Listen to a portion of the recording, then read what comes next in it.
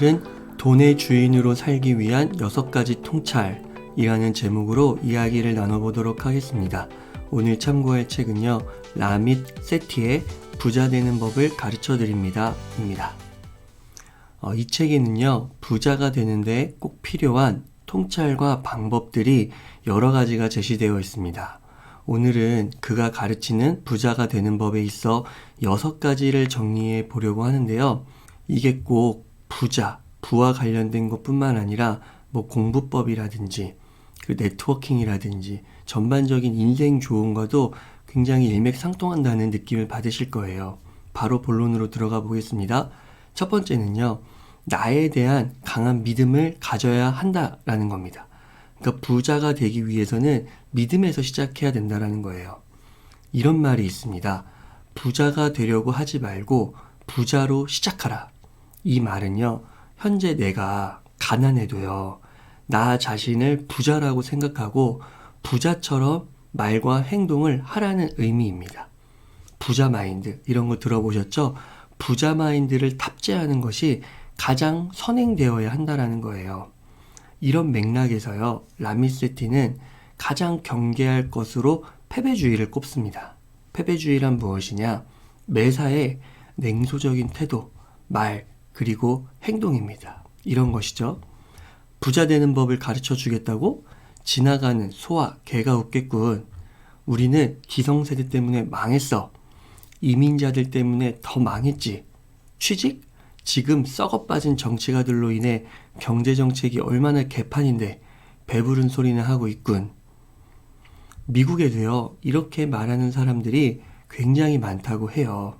마치 누가 더 심각한 패배자인지 치열하게 경쟁하는 것만 같다고 하죠. 이 책의 저자인 라밋 세티는요, 이런 부정적인 태도의 사람을 주변에 두면 둘수록 부자의 길은 멀어진다고 단언합니다.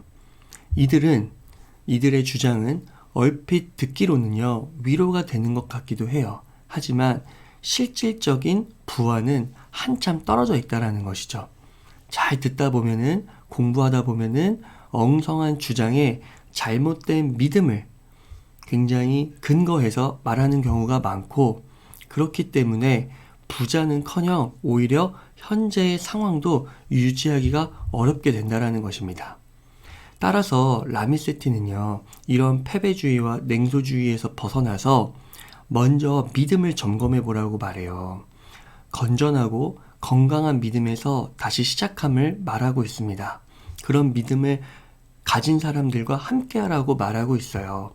현재 상황이 힘들더라도, 여의치 않더라도 결국 극복하고 나아질 수 있다는 점진적 낙관주의의 태도를 취하라고 말하고 있습니다. 현재 내가 할 수 있고 통제할 수 있는 것이 무엇이냐, 거기에 더욱 집중하라는 것이죠. 자, 라밋 세티의 말을 들어볼게요. 사회경제정책, 기술 접근성, 운도 중요하겠지만 어쨌든 우리는 주어진 패를 갖고 플레이해야 하지 않겠습니까? 이렇게 말하는 거죠. 그러니까 외부의 여러 가지 요인들이 중요하지 않다라는 게 아니라 그거는 나의 통제 수단에서 벗어나 있는 거잖아요. 그리고 나는 오늘을 살아가야 되는 거고요. 그러면 나에게 주어진 패, 그거를 최적화시켜서 가장 큰 효과를 나타낼 수 있는 그 부분을 고민해야 된다는 것이죠. 솔루션 중심의 사고를 말하고 있는 겁니다. 공부법 분야의 최고의 베스트셀러죠. 완벽한 공부법이라는 책에 따르면 공부는 믿음대로 된다, 이런 말이 나옵니다. 한 문제를 더 풀고 마치는 것이 중요한 게 아니라 내가 중1인데 중2, 중3, 고1 이런 걸 선행학습하는 거, 이런 게 중요한 게 아니라 가장 중요한 건 내가 공부를 시작하면 결국 될 것이라는 믿음이 선행되어야 함을 강조하고 있습니다.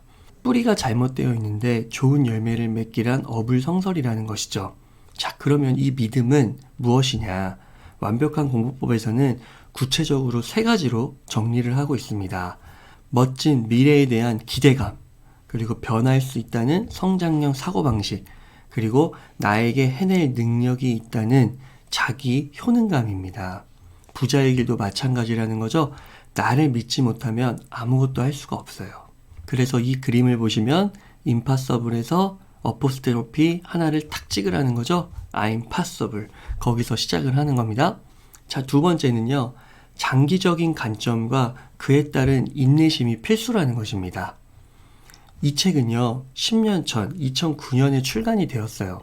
그리고 뉴욕타임스, 월스트리트저널, 아마존에서 베스트셀러가 되었고 스테디셀러까지 되었습니다. 그리고 오늘날에 또 많은 환경과 맥락이 변했을 거 아니에요.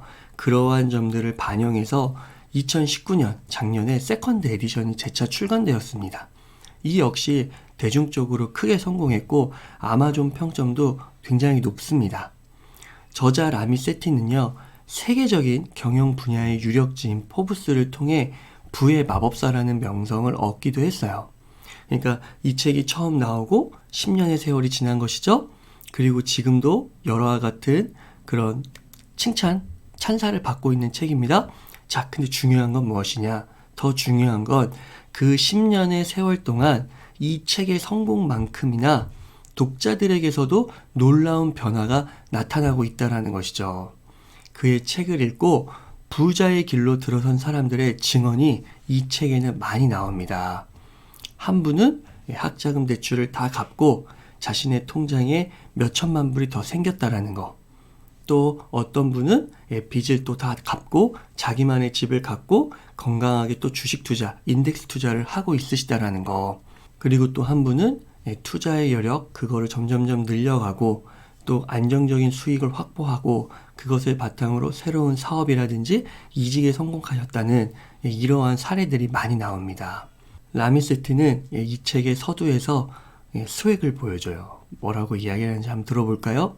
10년 전에 이 책을 읽고 나의 조언을 충실히 따랐다면 당신은 지금쯤 이 정도의 성공을 거뒀을 것입니다. 매달 $100만 투자했어도 12,000달러는 2만 달러 이상이 되었을 것이고 공격적으로 한 달에 $1,000씩 투자했다면 12만 달러는 2억이 되어 있을 것이고 한 달에 재테크에 들어가는 시간은 90분 이하일 것이며 돈은 불안과 혼란의 근원이 아니라 평온과 가능성의 근원이 되었을 것이다 라고요. 올바른 방법으로 인내심을 가지고 하면 결국 해낼 수 있다라고 말하고 있는 것입니다. 자, 세 번째는 존버러는 부족하다, 졸꾸다 라는 것입니다. 존버는 존나 버티기고 졸꾸는 졸라 꾸준히죠. 여기에는 큰 차이가 있어요. 하루하루를 살아가는 것은 같지만 존버는 수동적으로 버티는 것이고 졸꾸는 버티면서도 단 1%의 소량이라도 능동적으로 나아가려고 하는 것이에요. 이 말은요, 다른 사람과 비교하지 말고 어제의 나와만 비교하는 그런 철학과 일맥상통합니다. 다른 사람과의 비교가 아니라 어제보다 1%만이라도 나은 내가 되어 있다면, 더 나은 사람이 되어 있다면 그걸로 족하다라는 것이죠. 부자 되는 법을 가르쳐 드립니다를 통해 변화된 사람들도 처음에는 의심이 컸어요. 과연 내가 할 수 있을까? 진짜 부자가 될 수 있을까? 처음 소득이 생겼을 때 그 금액이 크지 않아서 나 몰라라 하기도 했습니다. 막 쓰는 거죠. 그러다 하나씩 하나씩 이 책에서 말하는 방법들을 실행에 옮겨본 거예요. 계속된 졸꾸가 이어지는 거죠. 그리고 이제 그들은 담대히 말합니다. 앞으로 10년이 더 지났을 때는 자신들은 더 큰 부자가 되어 있을 거라고요. 종잣돈이 뭐였죠? 그 종잣돈이 다음 더 불어나는 기간은 그 종잣돈을 모으는 기간보다 더 빠르다라는 거. 익스포넨셜 그로스, 이 그래프를 따른다는 거죠. 현재 시점에서 기울기가 급해지는 이 지수 함수적 그래프. 이렇게 된다라는 것을 알고 있기 때문이라는 것입니다. 그래서 졸꾸하면 처음에는 성장이 좀 느린 것 같지만 나중에는 확 커지는 거죠. 자, 네 번째는 졸꾸의 가장 좋은 방법은 독서다라는 겁니다. 존버보다 졸꾸가 필요하다고 했었죠. 근데 그 졸꾸의 가장 기본은, 가장 베이스에는 독서가 깔려 있어야 된다는 거예요. 부자가 되는 것과 독서의 상관관계는 상당히 높습니다. 쉽게 말하면 성공한 사람들, 부자들은 책을 가까이 한다는 거예요. 이 부자와 독서의 상관관계를 밝힌 연구가 있습니다. 토마스 콜레이가 쓴 부자의 습관에 따르면은요, 부자들의 88%가 매일 30분 이상 책을 읽는다고 해요. 반면 가난한 사람들은 오직 2%만 그러하다고 합니다. 30여 년간 약 1200명의 부자를 인터뷰한 시볼드의 연구에서는 자수성가한 사람들이 대학이나 세미나를 통해 교육을 받는 것보다 독서를 통해 주로 배운다는 것을 밝혀내었어요. 국내도 마찬가지입니다. 한국의 젊은 부자들이라는 책을 쓴 박용석 저자는 젊은 부자 176명을 조사했는데 그들 중 55%가 삶의 가장 중요한 요소, 길라잡이로 뭘 뽑았다는 거예요? 책을 꼽았다라는 것입니다. 일본 역시 한 연구소의 조사 결과는 연수입이 높을수록 한 달 책 구입비가 많고 연수입이 낮을수록 책 구입비가 적었다라고 이야기를 하고 있어요. 왜 부자와 독서 간에 이렇게 상관관계가 높을까요? 독서는 학습을 상징하죠. 지금처럼 혁신 속도가 빠르고 필요한 지식이 급격하게 변하는 4차 산업혁명 시대엔 학습하는 능력이 가장 중요하잖아요. 따라서 독서를 하는 사람은 이 학습 능력이 상대적으로 뛰어나다라고 말할 수 있겠죠. 그것은 곧 경제적 성과로 이어질 확률이 높다는 것을 말하는 것입니다. 자, 부의 주인이 되기 위한 5번째 통찰은요, 나에 대한 신뢰도를 높여두어야 한다는 겁니다. 신용점수가 높으면 대출기관의 위험이 줄어들어 더 낮은 이자로 돈을 빌릴 수가 있죠. 특히 집과 같은 고액 자산을 구매하기 위해서는요, 장기간 대출을 받아야 하는데 이때 신용점수가 높으면 이자만 수억 원을 아낄 수가 있어요. 이 책에 나오는 하나의 표를 제가 갖고 왔는데요. 신용점수가 높고 집 같은 거는 거액의 대출을 받잖아요. 장기 담보대출. 예를 들어 30년 상환이라고 했을 때 2억 원만 대출을 받아도 딱 봤을 때 이자율이 신용도가 높은 사람은 4.3% 정도 되고 신용도가 낮은 사람은 5.8%, 한 1.6%가 높은 거거든요. 근데 이자 총액이 어떻습니까? 1.5억에서 2억 원 정도 가까워요. 여러분 1억이 얼마나 큰 돈이에요. 그쵸? 그래서 이렇게 신뢰도에 따라서 이렇게 이자, 이거는 완전 그냥 금융 비용이죠. 나한테 득이 될 게 없는 비용이잖아요. 이렇게 큰 차이가 난다라는 거죠.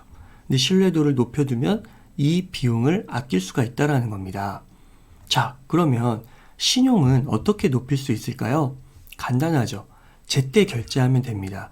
리볼빙 서비스 이런 거 하지 말고, 그쵸? 연장하지 말고 그러면 되는 거예요. 그리고 최대한 대출을 받지 않는 거죠. 받는다 하더라도 제때제때 갚아 나가는 거예요. 집이나 교육같이 특정 목적을 위해서라면 이런 경우라면 빚이 또 괜찮을 수도 있어요. 투자의 개념이 될 수 있기 때문이죠. 그러나 아무 물건이나 마구 사느라 빚을 내는 건 지옥행 급행열차에 타는 것과 같다라는 거.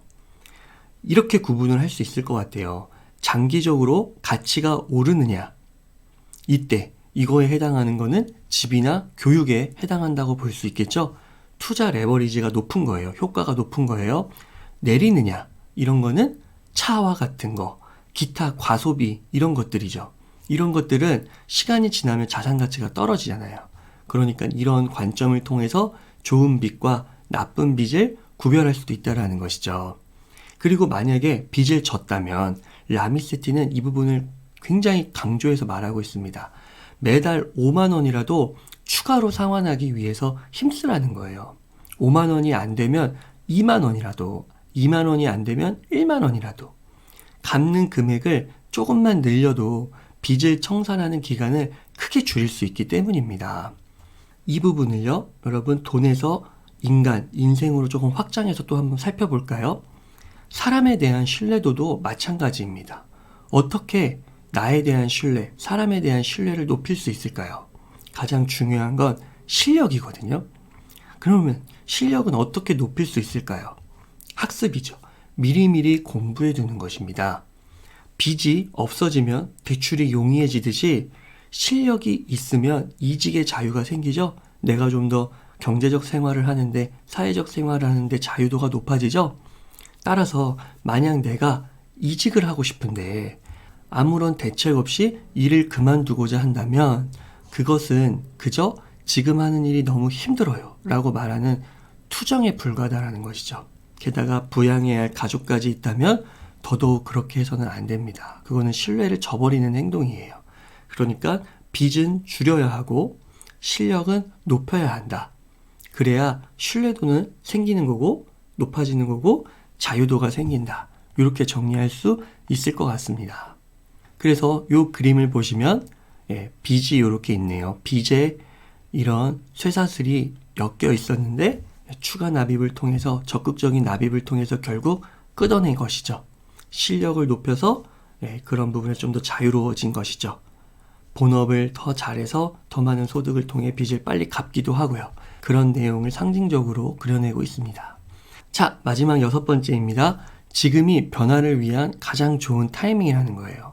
변화를 위해서는 지금 당장이 가장 빠르다라는 것이거든요. 이 이유는 복리라는 개념과 연관이 있습니다. 복리. 아인슈타인은 복리에 대해 부를 안정적이고 체계적으로 축적할 수 있도록 하는 인류가 만든 최고의 발명품이라고 얘기를 했거든요.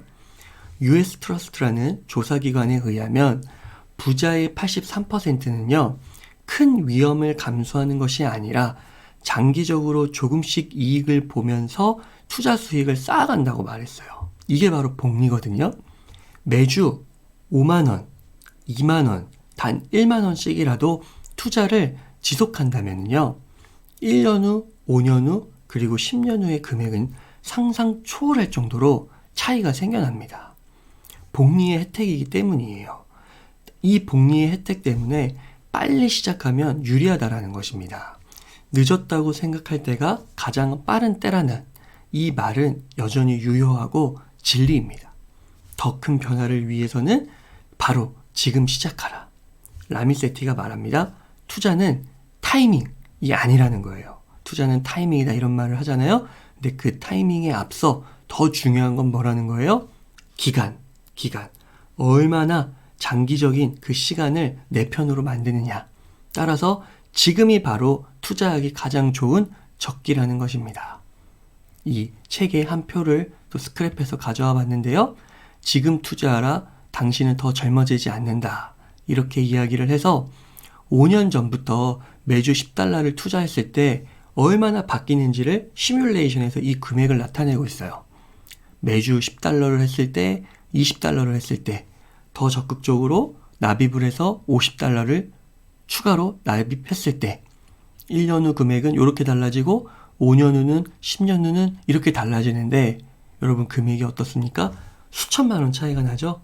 그래서 바로 지금부터 한 살이라도 어렸을 때 투자를 시작해야 된다는 것입니다. 이상 6가지의 통찰을 다시 정리해 보겠습니다. 첫 번째, 나에 대한 강한 믿음을 가져야 한다. 믿음이 중요하죠? 여러분, 내가 지금 가난할지라도 부자라고 생각하고 부자처럼 시작하는 겁니다. 그게 중요해요. 두 번째는 장기적 관점과 그에 따른 인내심은 필수다. 이 책이 출간된 지 10년이 되었고 10년 동안 이 책의 내용을 읽고 실천한 사람들이 많잖아요. 그리고 실제로 부자의 길로 들어서고 부자가 된 사람도 많고요. 그래서 라미세티가 말하는 거죠. 지금 이 책을 또 따르라고. 그러면 10년 후에 당신이 변화되는 주인공이 될 거라고요. 아시겠죠? 자, 3번. 존버로는 부족하다. 졸구다. 졸구는 버티는 것에서 그치는 것이 아니라 하루하루 다른 사람과 비교하지 않고 어제의 나보다 단 1%만 나아지는 거죠. 그렇게 되면 어느 순간 기하급수적으로 더 커지는 거예요. 자, 네 번째는 졸구의 가장 좋은 방법은 독서다. 독서는요, 여러분, 가장 기본 베이스예요. 부자와 독서 간의 상관관계를 봤죠? 예, 너무 높아요. 그래서 책을 가까이 하시고 독서 모임 이런 데 꼭 나가셔서 그런 사람들과 어울리면 어떻습니까? 예, 1번, 믿음이 더 강화되겠죠? 패배주의, 냉소주의에서 벗어나서 나도 부자의 길로 부자가 될 수 있구나. 이런 확신과 믿음이 더욱 견고히 될 수 있다라는 거. 자, 5번째는 나에 대한 신뢰도를 높여두어야 합니다. 평소에 나의 신뢰도를요. 신뢰도가 높으면 이자가 낮은 상태로 대출이 용이하죠. 그래서 고액자산 같은 시간이 흐르면 흐를수록 자산 가치가 올라가는 그런 것들을 구매할 때 훨씬 유리한 거예요. 인생도 똑같죠. 나의 실력을 평소에 높여두어야 자유로워지는 거예요. 이직도 자유로워지고 창업도 더 용이해질 수 있고요. 그래서 나에 대한 신뢰도, 이게 가장 중요한 겁니다. 마지막 6번째는 지금이 변화를 위한 가장 좋은 타이밍이다. 핵심 용어는 복리였죠. 네, 복리. 1만원, 2만원, 5만원. 그 차이에 따라 시간이 누적됨에 따라 이 금액은 어마어마하게 바뀌어요. 아인슈타인도 이 원리를 보면서 불가사의하다고 하잖아요. 그래서 지금이 바로 타이밍이라는 거. 돈이 인생에서 가장 중요한 것은 아닙니다. 하지만 굉장히 중요할 수도 있어요. 역설적이죠? 괴테는 말합니다. 지갑이 가벼우면 마음이 무겁다고요. 유대 격언은 말합니다. 가난한 자는 사계절밖에 고생하지 않는다고요. 언제? 봄, 여름, 가을, 그리고 겨울. 재미있고 역설적이고 반어적인 표현이죠? 라미세티는요, 누구나 부자가 될 수 있다고 이 책을 통해 말하고 있어요. 많은 사람이 부자의 길에 들어서길 고대한다라고 말하고 있습니다. 돈에 급급한 사람이 아니라 돈의 주인으로서 서로 친구가 되자고, 친구 맺자고 말하고 있습니다. 자, 그런데 실천이 중요하겠죠? 하나씩 실천하시다 보면은 그 변화의 주인공이 되실 거라고 생각합니다. 이미 이 책을 읽고 실천한 10년간 많은 사람들이 그것을 증언하고 있다는 거, 그것을 꼭 기억하셨으면 좋겠습니다. 그러면 오늘 운이사의 하루 공부는 여기서 마치도록 하겠습니다. 감사합니다.